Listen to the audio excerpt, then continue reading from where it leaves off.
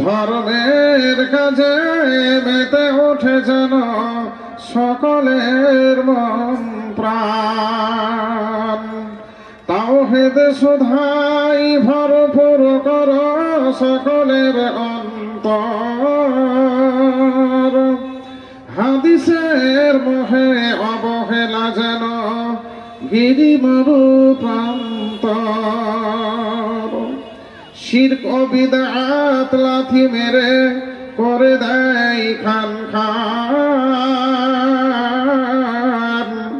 মুসলিম হৃদয় দাও প্রভু সেই প্রীতিকর অভিমান। তোমার সুপথে জেহাদ করিতে নাহি আছে যার ভক্তি। ঢালো তার প্রাণে নবচেতনার নবপ্রেরণার শক্তি। জীবনের তরি বেড়ে যায় যেন গেয়ে তব গুণগান। মুসলিম হৃদয় দাও প্রভু সেই প্রীতিকর অভিমান। উদার দয়াতে বিভূষিত কর তারে সেই নিচ মনা। তোমার সুপথে কোরবানি করিতে নাহি হয় যেন মন টানা। সুকাজের তরে দান করিবারে সদা থাকে আগুয়ান। মুসলিম হৃদয়ে দাও প্রভু সেই প্রীতিকর অভিমান। তোমারে ছাড়িয়া হয়ে দিশে হারা, তোমারে ছাড়িয়া হয়ে দিশে হারা যে ফিরিতেছে বনে বনে। চালাও তার সে পথ পানে প্রভু যে পথ গিয়েছে কাবার পানে। পথভ্রষ্ট তারে যেন না করিতে পারে দুষ্ট দুরাচার শয়তান। মুসলিম হৃদয়ে দাও প্রভু সেই প্রীতিকর অভিমান। ধর্মের কাজে মেতে ওঠে যেন সকলের মন প্রাণ। নির্বাচিত আজকের এই মহতী জলসার সম্মানীয় সভাপতি মহাশয়, মুআজ্জাজ উলামায়ে দ্বীন, উপস্থিত জ্ঞানী গুণী মানী সম্মানী ইসলামী জ্ঞান পিপাসু শ্রোতা মণ্ডলী, পর্দার আড়ালের অবলা সরলা মা ও বোনেরা, প্রশংসা মাত্র আল্লাহ রাব্বুল আলামিনের জন্য, যে আল্লাহ রাব্বুল আলামিনের অশেষ মেহেরবানিতে, অশেষ দয়াতে, অশেষ মায়াতে আজকের যে আলামপুর মেয়েদের মাদ্রাসা, মহিলা মাদ্রাসা সার্বিক অগ্রগতি ও উন্নতির জন্য জালসা, এই মহতী জালসায় আমরা উপস্থিত হতে পেরেছি। যে মহান আল্লাহ রাব্বুল আলামিন আমাদেরকে দিয়েছেন, তিনার কৃতজ্ঞতা জ্ঞাতার্থে আমরা ভক্তি ভরে এ সভায় আসতে পেরে যতটা খুশি হয়েছি, ঠিক ততটা খুশি মোতাবেক আমরা সশব্দে জোরে সরে বলি আলহামদুলিল্লাহ। অতঃপর দরুদ বর্ষিত হোক সেই বিশ্ব বরেণ্য নেতা, যার নেতৃত্বে সারা পৃথিবীতে ফিরে এসেছিল এক সুন্দর শান্তির পরিবেশ। যিনি আসার প্রাক্কালে পরিস্থিতি ছিল অত্যন্ত ভয়াবহ। চুরি, ডাকাতি, মারামারি, কাটাকাটি, ফাটাফাটি, লাঠালাঠি, গুন্ডামি, ভণ্ডামি, সুদ, জুয়া, সঙ্গীত, সমস্যা, শোষণ, পীড়ন, ধর্ষণ, অপহরণ, স্বৈরাচারী, কালোবাজারি, 2 নম্বরি আদায় করব। আচ্ছা আচ্ছা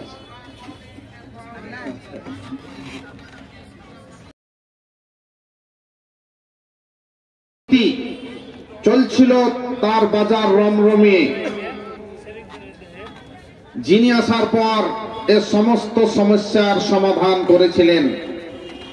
যারা ছিল চোর, যারা ছিল ডাকাত, যারা ছিল সন্ত্রাসবাদের নায়ক, তাদেরকে তিনি শান্তির নায়কে পরিণত করেছিলেন। যারা ছিল নারীদের সতীত্বের জম, তাদেরকে তিনি বানিয়েছিলেন সতীত্বের পাহারাদার। মানুষকে তিনি ইসলামী সুশীতল ছায়ায় নিয়ে এসেছিলেন কোরআন নামক সাবজেক্ট দ্বারা এবং তিনার হুসনে সিরাত সুন্দর ব্যবহার দ্বারা। যিনি আসার পর বিশ্ববাসীকে একটি আদর্শ সমাজ, একটি আদর্শ পরিবার, একটি আদর্শ ব্যক্তিত্ব তুলে দিয়েছিলেন মানুষের হাতে। যিনি সার্বজনীন নেতা, বিশ্বনবী শুধু মুসলমানদের নেতা নন, পৃথিবীর প্রত্যেকটি মানুষের তিনি নেতা। বিশ্ববাসীর জন্য তিনি ছিলেন করুণা স্বরূপ, দয়া স্বরূপ। তাই সে সময়ের অমুসলিম ভাইরাও তাদের গচ্ছিত টাকা নিয়েছে আমাদের নেতার কাছে, বিশ্বনবীর কাছে জমা রাখতেন। নাম দিয়েছিলেন আল আমিন, অতি সত্যবাদী। ভাই আমার বন্ধুরা, সেই বিশ্ববরেণ্য নেতা, গ্রেটেস্ট ক্যাপ্টেন, মানবতার সংরক্ষক, পৃথিবীর শ্রেষ্ঠ বৈজ্ঞানিক আহমদ মুস্তাফা, মুহাম্মদ মুস্তাফা সাল্লাল্লাহু আলাইহি ওয়াসাল্লামের প্রতি লাখো কোটি শান্তির ধারা অবতীর্ণ হোক। সকলে বলুন আল্লাহুম্মা আমিন, আল্লাহুম্মা সাল্লি আলাই, আল্লাহুম্মা বারিক আলাই। আজকে আলমপুর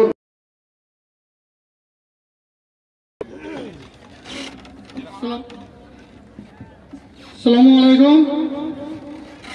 আজকে আমাদের জলসা মাহফিলে আমরা একজন এমনই মানুষকে পেয়ে গেছি, তিনি আমাদের রানীগোলা থানার বড়বাবু অরিজিৎ ঘোষ।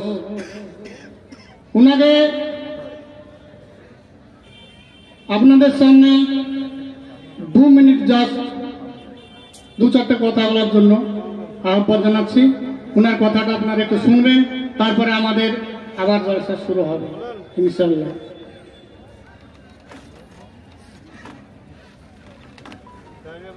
ধন্যবাদ আলমপুর দিয়ারাপাড়া মাদ্রাসা কমিটির প্রত্যেক সদস্যকে এবং এখানে উপস্থিত যে সমস্ত শ্রোতা ব্যক্তিরা আছেন তাদেরকেও। প্রথমে দুঃখিত এখানে এই শ্রোতাকে থামিয়ে আমাকে বলার জন্য, তবুও আমাকে ডেকেছে, এই জন্য আমি খুবই আপ্লুত এবং ধন্যবাদ। আমাকে হয়তো এখানে অনেকে চেনেন না, আমি জানুয়ারি মাসের 8 তারিখে আপনাদের থানাতে জয়েন করেছি। আগে সাগরপাড়াতে ছিলাম। আমার নাম অরিজিৎ ঘোষ। এখানে এসে আমি অনেক জায়গায় জলসাতে গেছি। এখানে এই জলসার যে তাৎপর্যপূর্ণ বা আপনার যে সুদূর প্রসারী স্বভাব ইয়েটা আছে, সেটা দেখছি যে এখানে একটা মেয়েদের মাদ্রাসার উন্নতি প্রকল্পের জন্য একটা ইসলামিক ধর্মসভা হচ্ছে।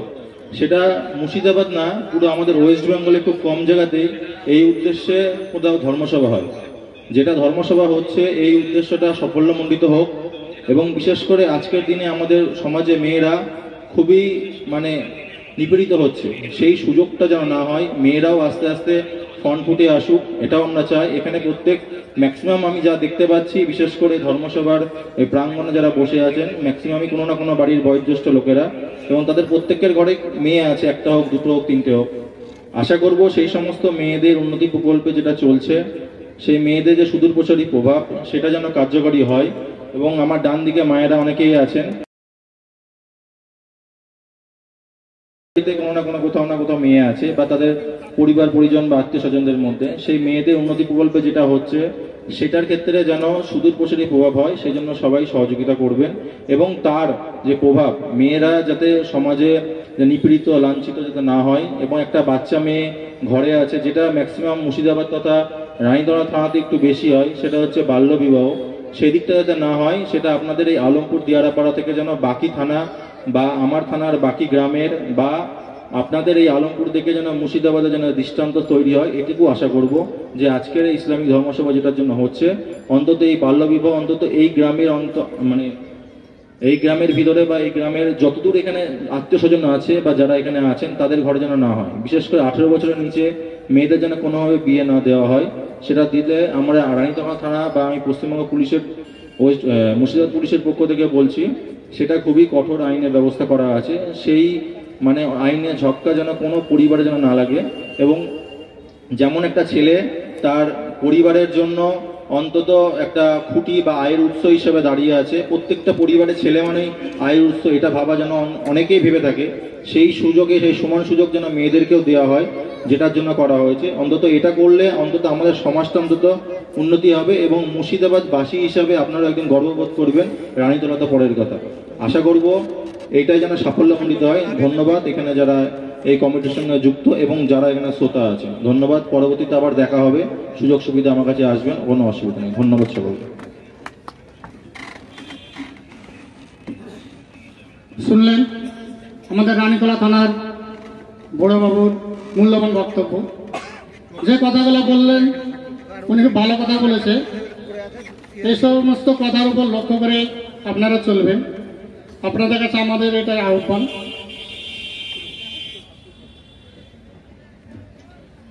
তো যাক, আলহামদুলিল্লাহ, আমরা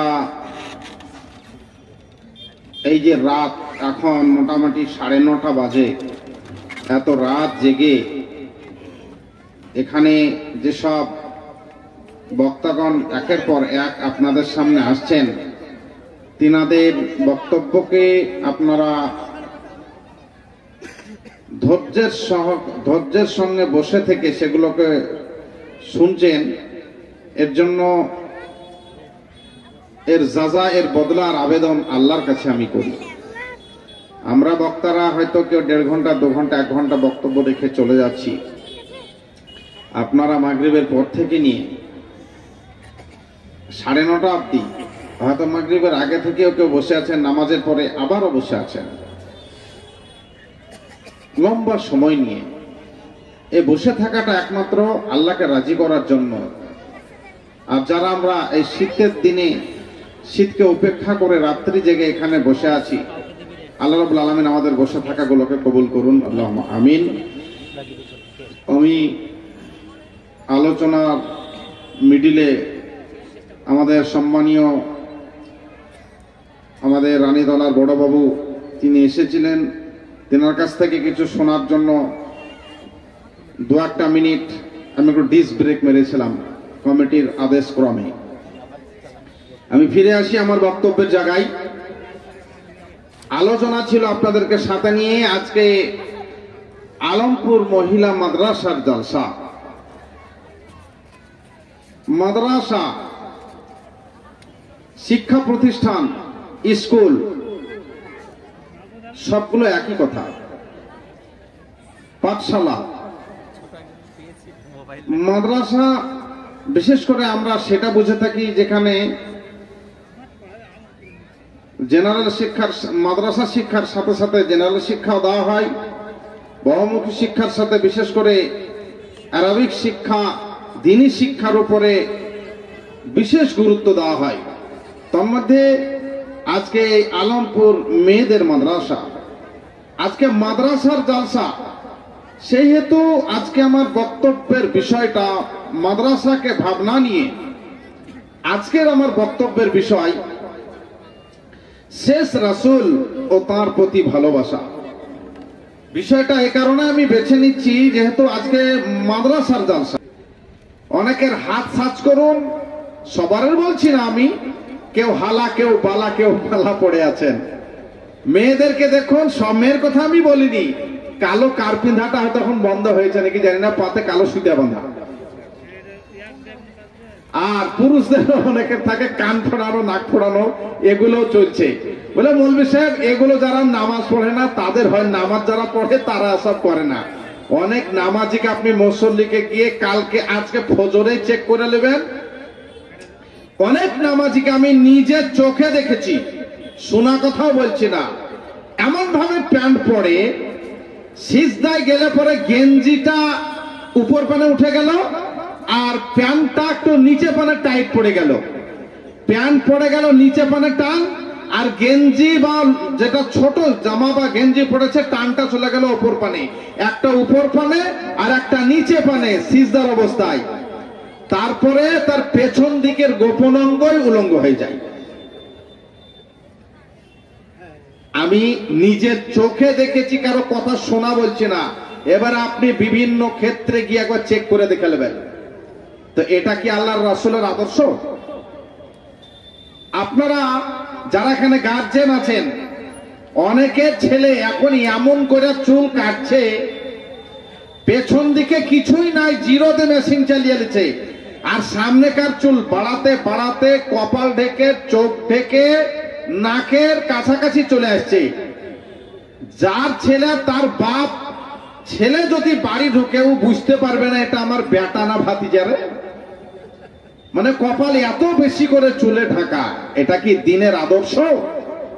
আমি আপনাদের অনুরোধ করব, আল্লাহ বলছেন শেষ রাসূলের জন্য, আমার বক্তব্যের বিষয় শেষ রাসূল ও তার প্রতি ভালোবাসা। আমি এখন গুটি কয়েক কথা আলোচনা করছি শেষ রাসূলকে নিয়ে।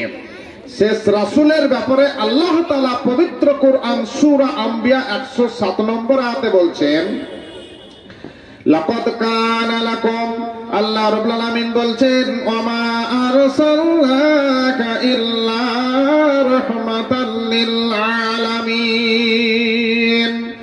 নবী গো, সারা পৃথিবীর মাটিতে যত যা কিছু আছে সকলের জন্য আমি আপনাকে, বিশ্ববাসীর জন্য আমি আপনাকে রহমত স্বরূপ, দয়া স্বরূপ, করুণা স্বরূপ, পৃথিবীর বাসীর জন্য, বিশ্ববাসীর জন্য আপনাকে আমি প্রেরণ করেছি।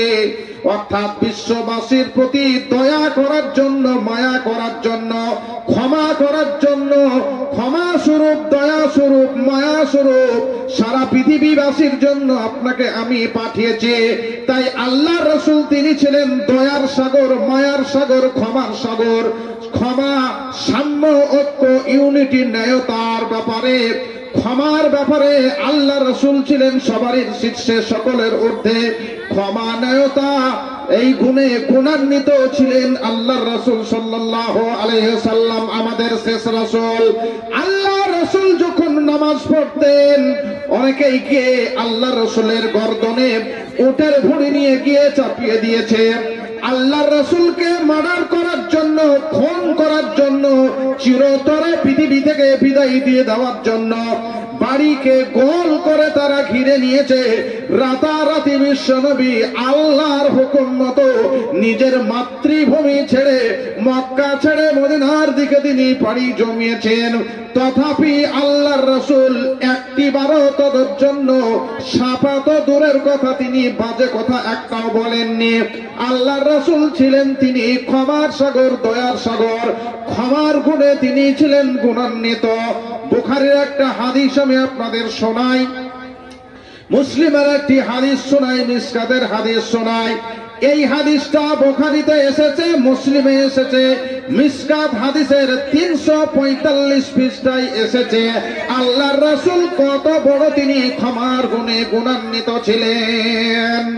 ইয়ামামার গভর্নর, রাজ্যপাল, বর্তমান নাম হচ্ছে রিয়াদ। ওই রিয়াদ শহরের গভর্নর, রিয়াদ শহরের আপনার গভর্নর সুমামা বিন উসাল একাধিক মুসলমানকে সে হত্যা করেছে, মার্ডার করেছে, খুন করেছে। ওই খুনি লোকটি শেষ পর্যন্ত আমার নবী, আপনার নবী, যিনি সারা পৃথিবীর মানুষের জন্য করুণা, সারা পৃথিবীবাসীর জন্য যিনি দয়া, ওই রাসূলকে মার্ডার করার জন্য, খুন করার জন্য, হত্যা করার জন্য তরবারিতে ছা চকচকে করে তার দিয়ে তরবারির আগালে বিষ মাখিয়ে নিয়ে চাদর গায়ে দিয়ে চাদরের ভিতরে তরবারি নিয়ে সে ঘুরতেছে। আপনার নবী, আমার নবী, সারা পৃথিবীর যিনি রহমতুল লিল আলামিন, তিনাকে সে খুন করবে, মার্ডার করবে, হত্যা করবে।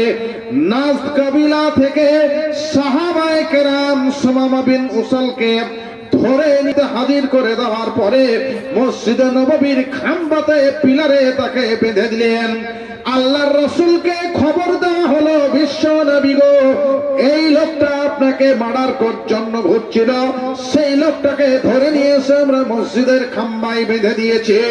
আল্লাহর রাসূল মসজিদে এলেন, নামাজ আদায় করলেন, তারপরে সুমামা বিন উসালকে জিজ্ঞাসা করছেন, মাযা ইনদাকা ইয়া সুমামা, হে সুমামা বিন উসাল, রিয়াদের গভর্নর, এমামের গভর্নর, মা ইনদাকা ইয়া সুমামা, ওগো সুমামা বিন উসাল, ওগো এমামার রাজ্যপাল, বলুন বলুন আপনার আমাদের ব্যাপারে কি ধারণা রয়েছে, আমাদের ব্যাপারে আপনার ধারণাটা কেমন? সুমামা বিন উসাল বলছেন, ইয়া মুহাম্মদ ইন্দি খায়রান, নবী গো, আমার আপনার ব্যাপারে আমার ধারণা অত্যন্ত সুন্দর, কোনো খারাপ ধারণা নেই, আপনি অত্যন্ত ভালো মানুষ। আল্লাহর রাসূলকে সুমামা বিন উসাল বলছেন। আল্লাহর রাসূল বললেন, কি চাইছো তুমি বলো। সুমামা বিন উসাল বললেন, ইন তাকতুল তাকতুল যাদামিন ওয়া ইন তুনইম তুনইম আলা শাকিরিন ওয়া ইন কুনতা তুরিদুল মাল ফাসাল মিনহু ফাসাল তুতা মিনহু মা শি'তা। নবী গো আমার, ইন তাকতুল তাকতুল যাদামিন, আপনি যদি আমাকে হত্যা করেন, আপনি যদি আমাকে খুন করেন, আপনি যদি তরবারি দ্বারা আমাকে খুন করেন, তাহলে আমি একজন খুনের যোগ্য, কেননা আমি বহু মানুষকে নিজে হাতে কতল করেছি, খুন করেছি, মার্ডার করেছি, হত্যা করেছি, আপনাকে হত্যা করার জন্য রেডি ছিলাম। অতএব আপনি যদি আমাকে হত্যা করেন, তাহলে পরে আমি একজন হত্যার যোগ্য। ওয়াইন তুনইম তুনইম আলা শাকিরিন, ওয়াইন আল্লাহর রাসূলকে বলছেন, প্রিয় নবী গো আমার, আর আপনি যদি আমাকে হত্যা না করে, মার্ডার না করে, তুনইম তুনইম আলা শাকিরিন, আপনি যদি আমাকে ছেড়ে দেন, হত্যা না করে, তাহলে একজন কৃতজ্ঞের প্রতি কৃতজ্ঞতা দেখানো হবে। একজন কৃতজ্ঞ যে স্বীকার করতে চাইছে, সেই কৃতজ্ঞত ব্যক্তির উপরে একজন দয়া করা হবে, মায়া করা হবে। নবী, আপনি যদি আমার উপরে দয়া করেন, আমি বড়ই কৃতজ্ঞ হব আপনার কাছে।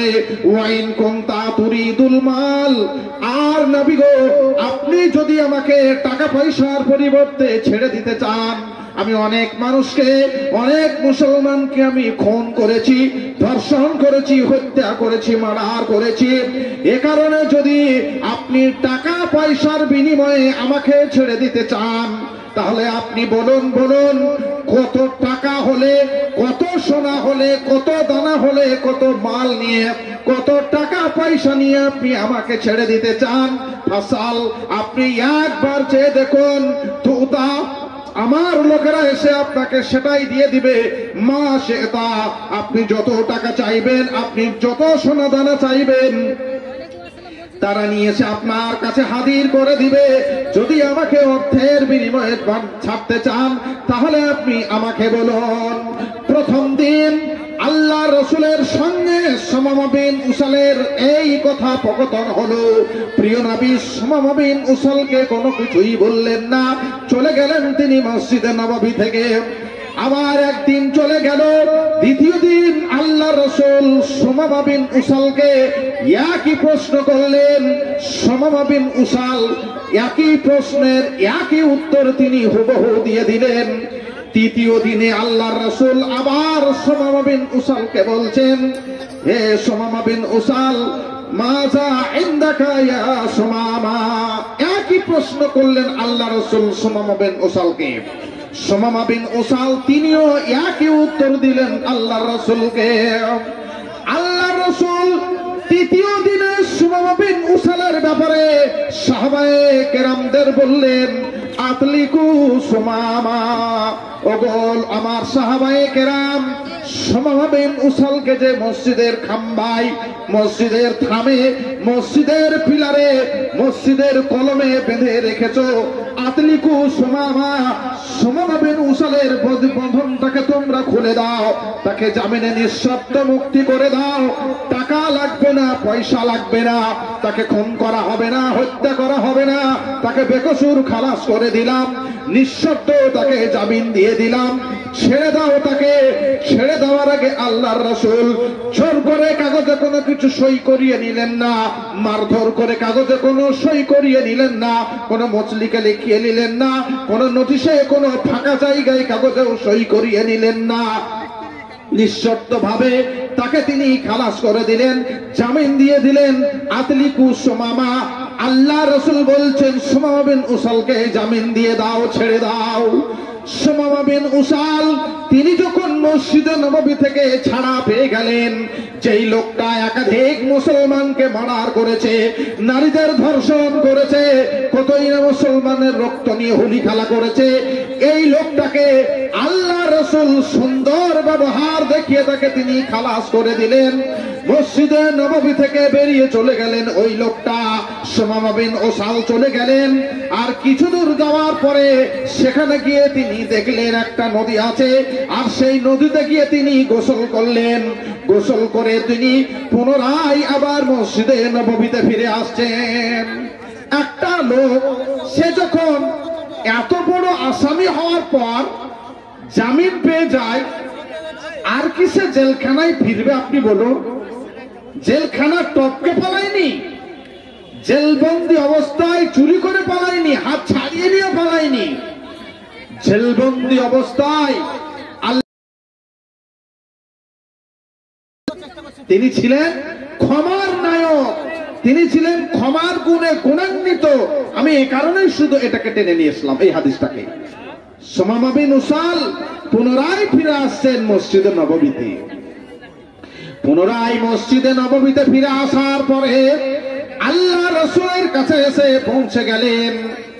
এভাবে আসার পরে সুমামা বিন উসাল বলছেন, ইয়া রাসূলুল্লাহ, ইয়া হাবিবাল্লাহ, নবী গো আমার, সারা পৃথিবীতে যতগুলো চেহারা ছিল ইতিপূর্বে সমস্ত চেহারার চেয়ে আপনার এই চেহারাটা, আপনার এই মুখমণ্ডলটা, আপনার এই মুখে পৃথিবীর সেরা চেহারা হচ্ছে আপনার চেহারা আমার নিকটে।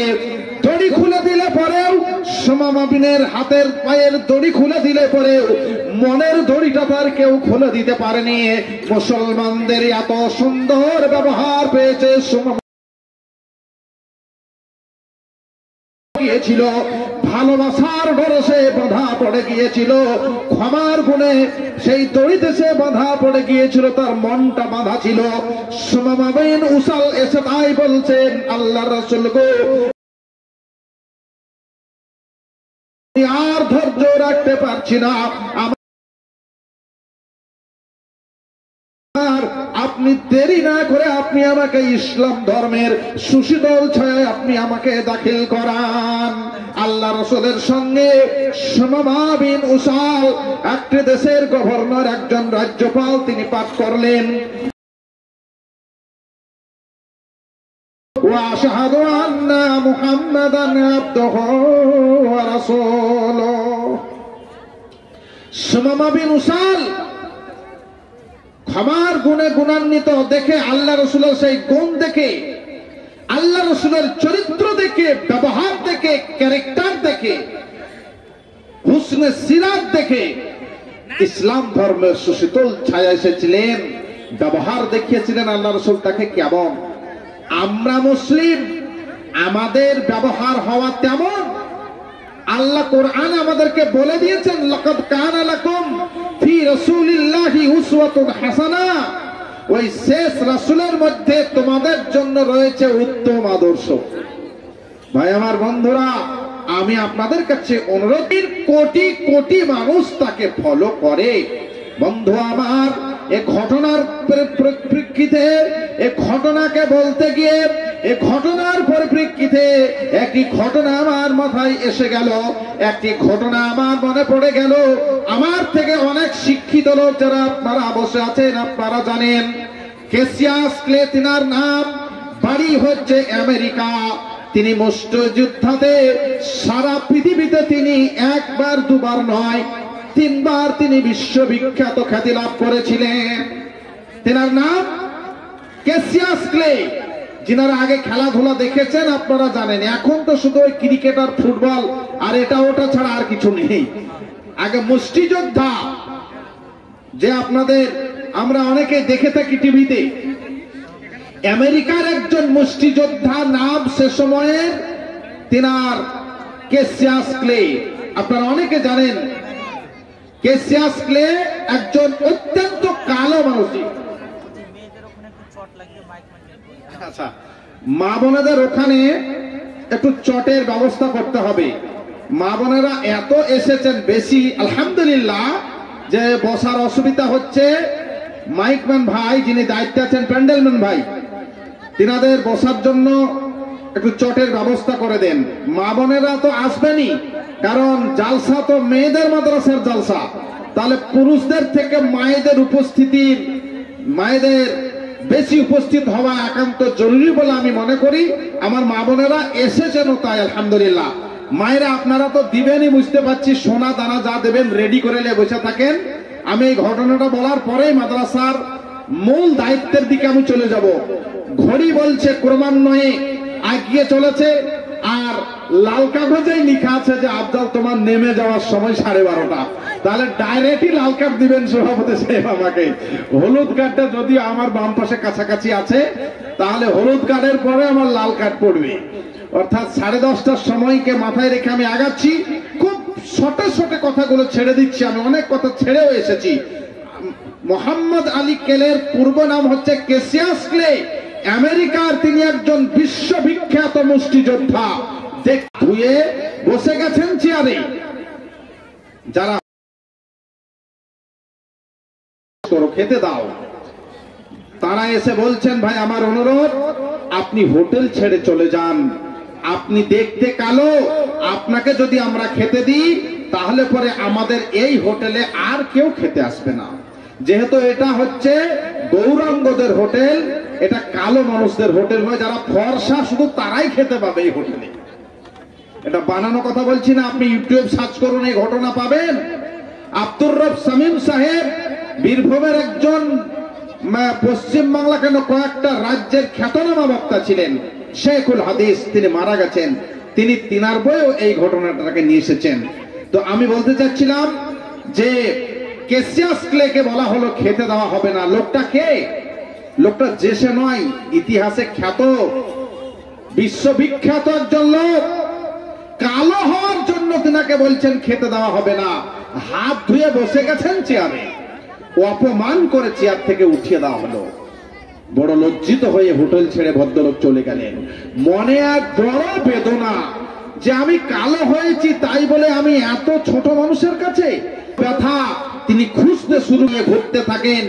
একদিনের ঘটনা, ঠিক আজকেটি যেরকম এই আপনাদের এইরকম জালসা কমিটির একটি জালসা দিয়েছেন, ইসলামী সম্মেলন হচ্ছে, ক্যাসিয়াস ক্লে মহাশয় সেই সভায় তিনি আমন্ত্রিত হয়েছেন। তিনি ভিন্ন ধর্মের মানুষ হলে হবে কি, ইসলাম সে শিক্ষা আমাকে দেয় না, মানুষে মানুষে সবাই সমান, ছোট বড় নাহি রবে, মানুষের সম্মান করা, শ্রদ্ধা করা ইসলাম আমাদের শিখিয়েছে। তাই তিনি ভিন্ন ধর্মের লোক হলেও জালসা কমিটির যুবক ছেলেগুলো তাড়াতাড়ি করে গিয়ে তিনাকে নিয়ে এসে হুইল চেয়ারে বসার ব্যবস্থা করে দিলেন। তিনি মুসলমান নন, তিনি একজন অমুসলিম। ক্যাসিয়াস ক্লে বসে বসে দেখছেন সভাপতি সাহেব ঝাঁ চকচকে ফর্সা মানুষ, আমি তো ক্যাসিয়াস ক্লে কালো কুৎসিত একজন মানুষ, তিনি তো আমাকে দেখে ঘৃণা করছেন না। ক্ষণেকাল পরে মুসলমানদের যে আজান হয়, আজান হয়ে গেল, তিনি এটা ভাবছেন আজানের পরে আমরা যেরকম জালসা তলায় সারিবদ্ধভাবে নামাজে দাঁড়িয়ে যাই, সে সময়ের সেই ইসলামী সম্মেলনে এবার নামাজে সকলে দাঁড়িয়ে গেলেন। ক্যাসিয়াস ক্লেকে একটা চেয়ার দেওয়া হলো, সাইডে বসে বসে তিনি নামাজ পড়া দেখছেন। মুসলমানদের ঘাড়ে ঘাড় লাগিয়ে, কাতারে কাতার লাগিয়ে, পায়ে পা লাগিয়ে, ধনীর সঙ্গে গরিব, কালোর সঙ্গে ফর্সা। একটা এমপির পাশে একটা ভ্যান চালক এসে গর্বিত শরীরে, ঘামা শরীরে এসে দাঁড়িয়ে গেল। আগে দাঁড়িয়ে আছে একটা টোটো চালক, পেছনে এসে দাঁড়িয়ে গেলেন একজন এমপি। ক্ষমতা নেই, ছোটবেলাকে টেনে পেছনে দিয়ে এমপি সাহেব এগিয়ে যাবে, ইসলাম এটা কবুল করে না। আগে যে এসেছে আগে কাতারে, সেই আগে কাতারে দাঁড়াবে। কেসিয়াসকে দেখছেন এখানে ধনী গরিব ফর্সা কালো এসব কোনো কিছুরই বালাই নেই। তিনি আশ্চর্যিত হয়ে গেলেন আর ভাবলেন আমি এই জায়গাটাই খুঁজছিলাম দীর্ঘদিন ধরে। নামাজ শেষ হতেই কেসিয়াসকে ইমাম সাহেবের হাতখানাকে চেপে ধরে বললেন, আমি দীর্ঘদিন ধরে বুকে এক ব্যথা নিয়ে আমি ঘুরছিলাম। হোটেলের ঘটনা তিনি খুলে বললেন। আর তিনি বললেন, আমি আজকে আপনাদের এই কর্ম দেখে, কাজ দেখে, নামাজ দেখে আমি অত্যন্ত খুশি হয়েছি। আপনারা আপনাদের ভিতরে আমাকে দীক্ষিত করে নিন, আপনারা আপনাদের ভিতরে আমাকে সামিল করে নিন, আমি ইসলাম ধর্ম কবুল করতে চাই। সভাপতি সাহেব বললেন, ইমাম সাহেব বললেন, বাবা আপনি যখন আমাদের এই নামাজ দেখে গলে গেছেন, এই নামাজ শিখিয়েছেন আমাদের শেষ রাসূল, এই নামাজ শিখিয়েছেন আমাদের শেষ রাসূল, অতএব শেষ রাসূলের নামেই আপনার আমি নাম রাখতে চাই। তাই তিনার নাম রাখা হলো কেসিয়াসকে বাদ দিয়ে মুহাম্মদ। তিনি সেদিন থেকে হয়ে গেলেন মুহাম্মদ আলী ক্লে। আপনারা মোবাইল সার্চ করুন, এই ঘটনা পাবেন ইউটিউবে গিয়ে। কেসিয়াস ক্লে থেকে তিনি হয়ে গেলেন মুহাম্মদ আলী ক্লে। সাংবাদিক সম্মেলন করে তিনি বললেন, আমি একবার খেলতে নামলে ভারতীয় টাকা 25 লাখ টাকা পেতাম। আমি সেই ব্যক্তি, আমি ঘোষণা করছি আজ থেকে আমি কেসিয়াস ক্লে নই, আজ থেকে আমি মুহাম্মদ আলী ক্লে। কি দেখে? আল্লাহর রাসূলের আদর্শ দেখে। ভাই আমার বন্ধুরা, নামাজের নিয়ম দেখে তিনি ইসলাম ধর্মের সুশীতল ছায়ায় এসেছিলেন। মিলে গেল ঘটনা।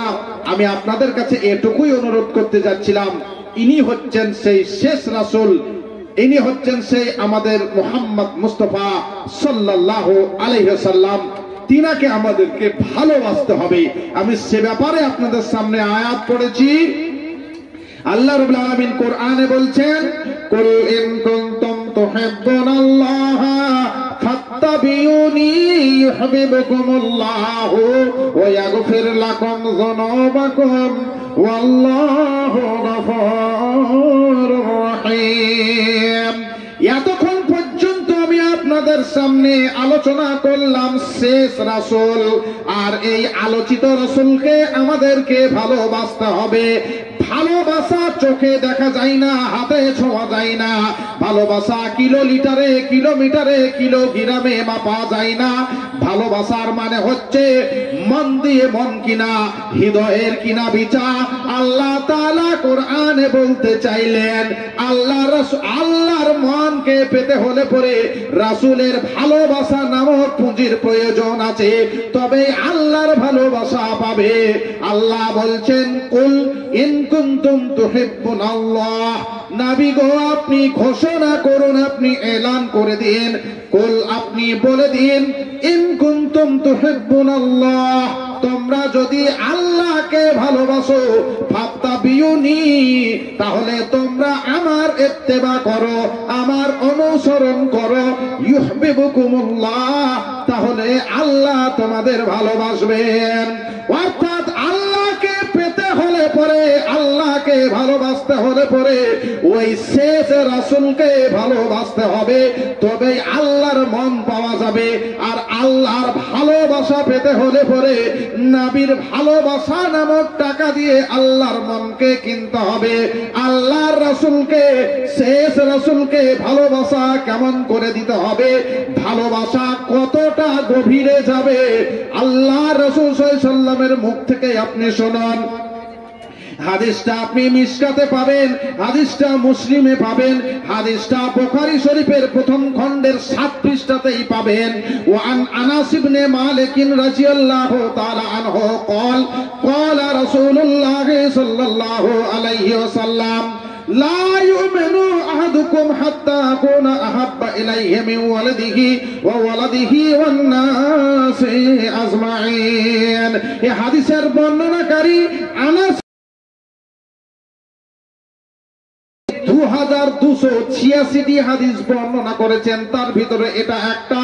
হযরত আনাস ইবনে মালিক তিনি বলছেন আল্লাহর রাসূল সাল্লাল্লাহু আলাইহি ওয়াসাল্লাম বলেছেন, লা ইউমিনু আহাদুকুম হাত্তা আকুনা আহাব্বা ইলাইহি, যতক্ষণ পর্যন্ত তোমরা প্রকৃতপক্ষে মুমিন হতে পারবে না, যতক্ষণ পর্যন্ত তোমার ভালোবাসা আমার দিকে না হবে, তোমার আব্বা মায়ের চেয়ে, তোমার সন্তানাদির চেয়ে, তোমার শ্বশুর শাশুড়ির চেয়ে, তোমার শালি শালাদের চেয়ে, তোমার আত্মীয় স্বজনের চেয়ে, ওয়ান্নাসে আজমাইন, সারা পৃথিবীতে যত মানুষ আছে সারা পৃথিবীর মানুষের চেয়ে সেরা ভালোবাসা তুমি যতক্ষণ পর্যন্ত আমাকে দিতে না পারবে ততক্ষণ পর্যন্ত প্রকৃতপক্ষে মুমিন হতে পারবে না। পৃথিবীর সেরা ভালোবাসা আল্লাহর রাসূলকে দিতে না পারলে প্রকৃতপক্ষে মুমিন হওয়া যাবে না।